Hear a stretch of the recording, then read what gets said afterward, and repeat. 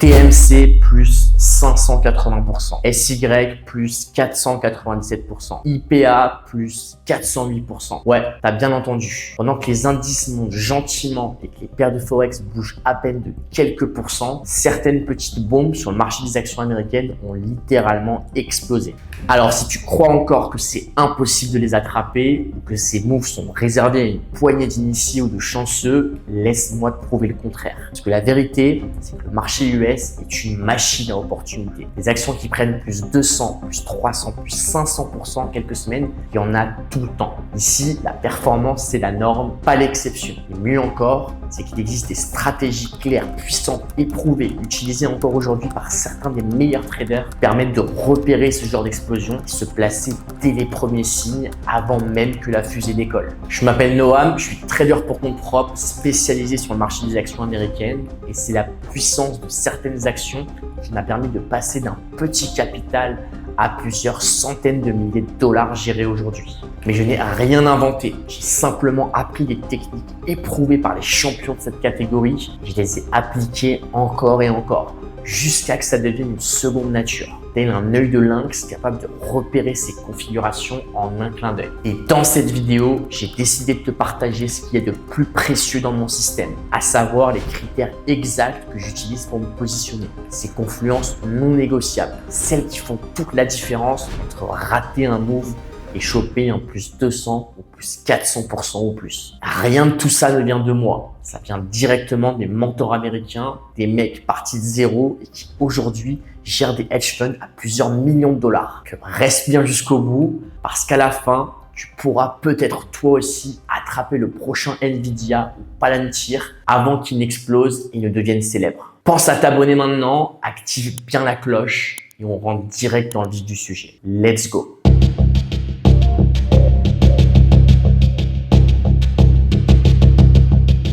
Avant même de m'intéresser à une action, je veux voir une chose claire et évidente, qu'elle est déjà en train de monter. Petit rappel, une action, elle peut être dans 3 phases différentes, tendance haussière, baissière ou neutre. Et moi, je vais me concentrer en fait uniquement sur les actions qui sont déjà en tendance haussière puissante. Alors concrètement, tendance haussière, c'est quand les prix enchaînent des plus hauts et des plus bas de plus en plus haut. Quand je dis haussière, je parle pas juste d'un petit mouvement mou, de quelques bougies vertes isolées. Non, je veux une vraie tendance haussière marquée, c'est-à-dire des titres qui ont déjà pris au moins 30% en quelques semaines. Alors pourquoi je cherche déjà des actions en train de monter? Parce que le momentum, c'est l'un des trucs les plus puissants du marché. Alors, le concept est simple, mais redoutable. C'est pour ça que le fameux dicton des Américains « The trend is your friend », c'est pas juste une phrase cliché, c'est un principe de base de la performance sur les actions américaines. Car plus une action monte, plus elle attire l'attention. Et cette attention attire à elle aussi de plus en plus d'acheteurs. Les institutionnels, les fonds, les traders particuliers, puis les investisseurs. Tout le monde veut sa part du gâteau. Qu'est-ce que ça provoque? Une explosion de la demande. Et en trading, ce qui fait bouger les cours, c'est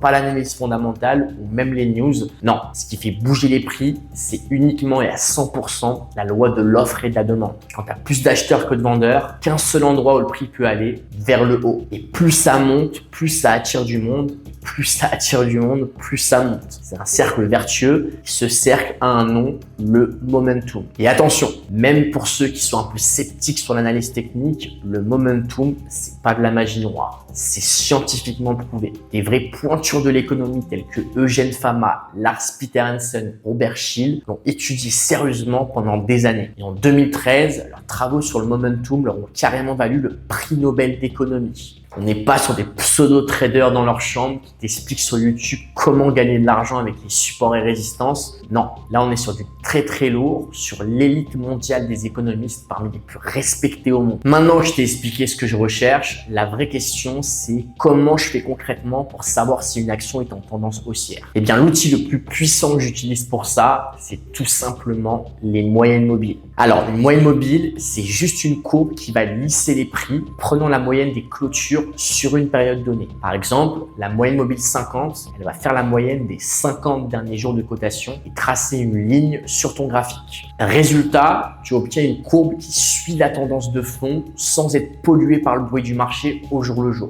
Et maintenant, voilà mes 3 critères clés pour dire qu'une tendance est vraiment haussière et puissante. Premièrement, le prix doit être au-dessus des moyennes mobiles 200, 50 et 20 périodes. Pourquoi? Parce que la 200 te donne la tendance long terme, la 50 moyen terme et la 20 court terme. Si le prix est au-dessus des 3, ça veut dire que la force est là sur tous les horizons, sur tous les time frames. Deuxièmement, je veux que la moyenne mobile 20 périodes soit au-dessus de la 50 et qui elle-même soit au-dessus de la 200. C'est ce qu'on appelle un alignement parfait. Ça montre que la dynamique est progressive et que le prix accélère de manière structurée. Pas juste un pump temporaire, mais une vraie tendance installée. Et surtout, super important, les moyennes mobiles 10 et 20 périodes doivent être toujours orientées à la hausse, vers le haut. Jamais plate ou encore pire à la baisse. Parce qu'une moyenne mobile qui monte, ça veut dire que les derniers prix sont de plus en plus hauts. C'est le signe que le momentum s'accélère, que la demande est forte, que les acheteurs prennent de plus en plus le contrôle. Le deuxième élément le plus important et qui constitue vraiment la colonne vertébrale de ma stratégie, c'est ce qu'on appelle la Relative Strength, la RS ou force relative en français. C'est un indicateur simple mais très puissant pour trader sur les actions US. Il te permet d'identifier les actions et les actifs les plus performants du marché, ceux qui ont le plus de potentiel pour exploser. L'erreur que font beaucoup de traders, c'est de se focaliser uniquement sur la tendance de l'action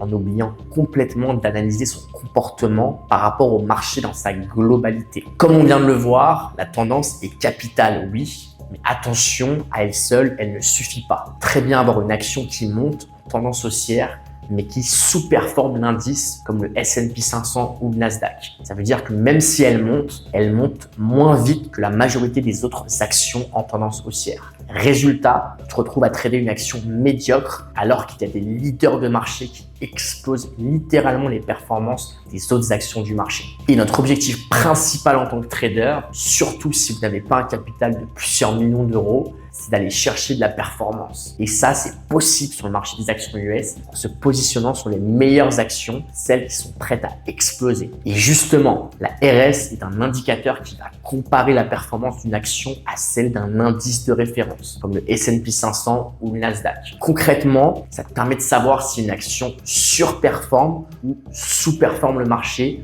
sur une période donnée. Alors, à quoi ça ressemble et surtout, comment ça marche? La RS Line est une courbe obtenue en divisant le prix de l'action par le prix de l'indice à chaque période de temps donné. Par exemple, si l'action vaut 100 $ et l'indice vaut 1000 points, RS Line sera à 0,10. Et en répétant ce calcul à chaque période, tu obtiens donc une courbe qui montre l'évolution de la performance de l'action par rapport à l'indice. Et le plus important, c'est de comprendre comment interpréter cette courbe. Et c'est cela qui va te donner finalement un avantage considérable dans ton trading. Et là, il y a deux règles très simples à retenir. Premièrement, si la RS Line monte, cela signifie que l'action surperforme le marché. C'est un signe de force et un indicateur que l'action a le potentiel pour continuer à monter.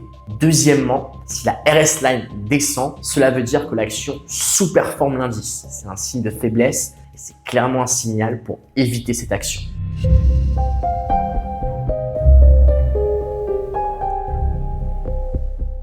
Une fois que j'ai vu que l'action est en tendance haussière puissante et qu'elle surperforme le marché, je vais passer à l'un des piliers de ma stratégie, à savoir la volatilité. Alors, c'est quoi la volatilité? Tout simplement, c'est l'amplitude des mouvements d'une action. En gros, est-ce qu'elle bouge beaucoup ou pas? Une action peu volatile, peut monter certes, mais elle va monter beaucoup moins rapidement qu'une action plus volatile qui, elle, va avoir des variations beaucoup plus rapides et marquées. Et l'erreur que font beaucoup de traders sur le marché des actions US, c'est de se positionner, de prendre des trades sur des gros noms comme Google, Microsoft ou encore Nvidia. Alors oui, ces actions sont en tendance haussière, certes, c'est vrai. Quand tu regardes de plus près, la volatilité est éclatée au sol. On parle par exemple d'une volatilité moyenne de 1,25% pour Microsoft, 2,3% pour Google et seulement 2,1% pour Nvidia. C'est ultra faible. Et souvent, quand je discute avec des gens et que je leur dis par exemple que je ne traite pas Nvidia, ils sont littéralement choqués. Quoi? T'as pas pris Nvidia? Le problème, c'est qu'ils comprennent pas. C'est que je suis pas là pour posséder un bon nom en portefeuille. Parce que Nvidia monte, certes, mais à la vitesse d'un escargot. Faut pas oublier un truc, on n'est pas des investisseurs long terme avec des millions en portefeuille pour préparer notre retraite. Nous, notre objectif, c'est la performance. Pour ça, on a besoin de mouvement et c'est là que la volatilité prend tout son sens. Pourquoi? Parce que plus l'action est volatile, plus on peut capter de performance en peu de temps et donc faire grossir son capital. En résumé, pas de volatilité, pas de performance. C'est pour cette raison que je vais uniquement garder les actions qui ont un ADR d'au moins 4%. Alors, l'ADR, ça veut tout simplement dire en anglais Average Daily Range. En français, la variation moyenne d'une action en une journée. Et pour être honnête, la plupart des actions sur lesquelles je vais me positionner, elles auront bien souvent même plus que 4% d'ADR. La plupart du temps, ce sera entre 8 et 10%, parfois même 15% de volatilité quotidienne.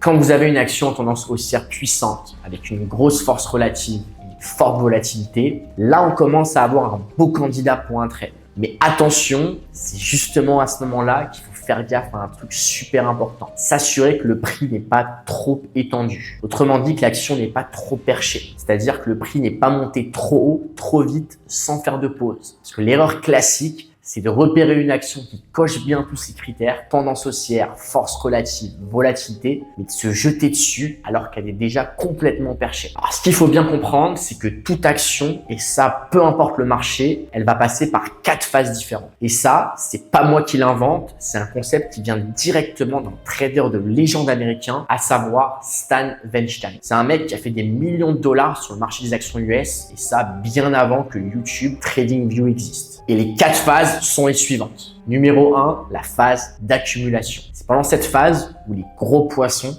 les institutionnels, ils vont commencer à se positionner en douce. Le prix est encore calme, la volatilité est faible, pas encore très élevée, personne ne parle de l'action, mais les volumes commencent à augmenter discrètement. La deuxième phase, phase de croissance. À ce moment-là, le prix commence à décoller. La tendance s'installe, les volumes explosent et c'est justement pendant cette phase qu'on veut se positionner. Troisièmement, phase de sommet ou encore appelée phase de distribution. C'est le moment où justement les gros poissons, les institutionnels commencent à sortir discrètement pour prendre leur profit et ils en profitent parce que l'action commence justement à attirer l'œil du grand public. Souvent même ce qu'on peut appeler des pigeons qui vont se positionner au dernier moment et c'est eux en fait, c'est à eux directement que les institutionnels vont revendre leur position en masse. Et ce sont généralement les derniers petits mouvements haussiers juste avant la fin de la partie. Et la quatrième phase, la phase de déclin. Et là, littéralement, c'est trop tard. La tendance se retourne, les vendeurs reprennent la main, et ceux qui sont rentrés sur les sommets,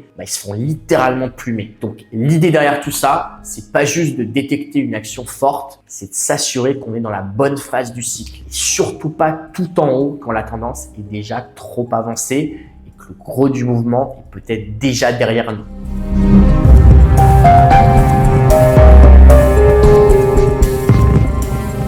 Une fois qu'une action coche bien toutes ces cases, là, je commence à la surveiller de près. Je vais la mettre dans ma watchlist. Mais attention, la vraie question maintenant, c'est quand est-ce que je vais me positionner? Quand est-ce que je vais rentrer et prendre un trade? C'est ce qu'on appelle littéralement le timing. Et franchement, c'est limite encore même plus important que de trouver la bonne action. Le timing, ça joue facilement minimum pour 50% du résultat. Tu peux avoir une pépite entre les mains, mais si tu rentres au mauvais moment, tu te feras sortir hyper rapidement. Et c'est l'erreur que font 90% des débutants. Trouvent une action en tendance haussière avec une forte volatilité en phase 2, qui surperforme tout le marché. Ils se jettent dessus direct. Résultat, mauvais point d'entrée, perdent donc directement de l'argent alors que l'action était parfaite. Alors, je vous le dis très clairement, même si vous avez trouvé une bombe, si vous rentrez au mauvais moment, vous avez 95% de chance de perdre de l'argent. Comment je vais faire pour me positionner? Je vais tout simplement attendre une consolidation. Pour rappel, une consolidation, c'est tout simplement une pause dans la montée. Période où l'action va respirer un peu. Le prix va arrêter de grimper, voire même baisser pendant quelques jours ou quelques semaines et se stabiliser dans une zone. Et c'est justement dans cette zone-là que je vais chercher le bon timing pour intervenir. Attention, pas n'importe laquelle, parce que la consolidation, c'est un mot qu'on entend partout, mais il y a consolidation et consolidation. De mon côté, je cherche des critères bien précis et encore une fois non négociables. Et c'est ça qui va avoir une énorme différence sur l'issue de mon trade. Quand on parle de consolidation, une chose qui est fondamentale à comprendre, c'est la dynamique entre acheteurs et vendeurs. Imaginons une action qui progresse de presque 30% en une semaine. À ce moment-là, certains traders qui étaient déjà positionnés à la hausse vont vouloir naturellement prendre leur profit, soit en allégeant une partie de leur position, soit en sortant totalement. Et cette vague de prise de bénéfices va naturellement provoquer ce qu'on appelle un pullback, une légère baisse des prix. En parallèle, on a une autre catégorie de traders, ceux qui ont raté le premier mouvement. Ils vont voir cette baisse justement comme une deuxième chance, comme une opportunité pour rentrer à un niveau moins risqué. On peut aussi rajouter tous les traders déjà en position qui vont vouloir profiter pour renforcer leur position ou recharger. Résultat, on a d'un côté des vendeurs qui veulent sortir et de l'autre des acheteurs qui veulent profiter du repli, du pullback. Et c'est là qu'une vraie bataille commence. Tant qu'aucun camp ne prend l'avantage, le prix reste bloqué dans une zone et c'est ce qu'on appelle un range. Et c'est ça une consolidation. Un moment d'équilibre tendu où le marché se recherche. L'idée maintenant, c'est de repérer des signes concrets sur le graphique qui nous montrent que les vendeurs sont en train de lâcher petit à petit, que les acheteurs prennent le contrôle. Et voici les différents signes que je vais absolument voir sur chaque consolidation. Premier signe,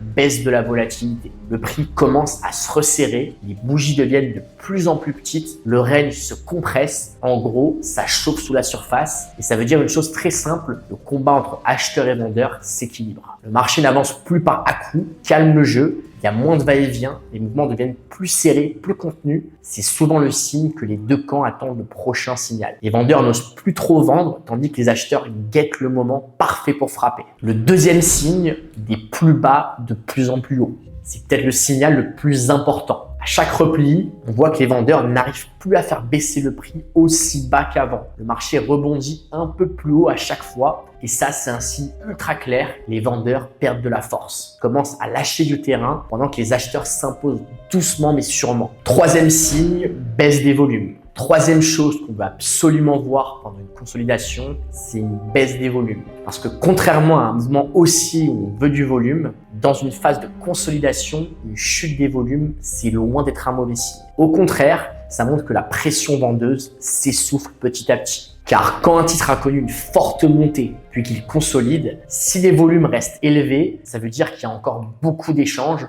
donc beaucoup d'incertitudes. Les vendeurs sont toujours actifs, le combat est encore intense. Quand les volumes commencent à se calmer petit à petit, ça veut dire que les vendeurs se retirent peu à peu du jeu. Ils ne trouvent plus de raison de vendre et en parallèle, les acheteurs patientent et attendent le bon moment. C'est souvent ce genre de calme, presque silencieux, précède les plus grosses accélérations haussières. Donc une fois qu'une consolidation présente bien ces trois signes clairs, là, je suis prêt. Je vais soit placer une alerte, soit programmer un ordre automatique pour rentrer au bon moment lors du breakout, c'est-à-dire de la cassure du range. Pour vous montrer tout ça de manière concrète, je vous ai préparé un tuto complet sur un trade réel que j'ai pris, une action que j'ai repérée grâce à tous ces critères qu'on vient de voir, qui a explosé de plus 92% depuis mon point d'entrée. Résultat, un gain d'environ 10 fois mon risque initial. Et le tuto est dispo gratuitement dans mon groupe Telegram. Donc si vous voulez voir comment j'ai repéré, structuré et géré ce trade de A à Z, le lien est en description. Je partage régulièrement sur ce groupe des prises de position,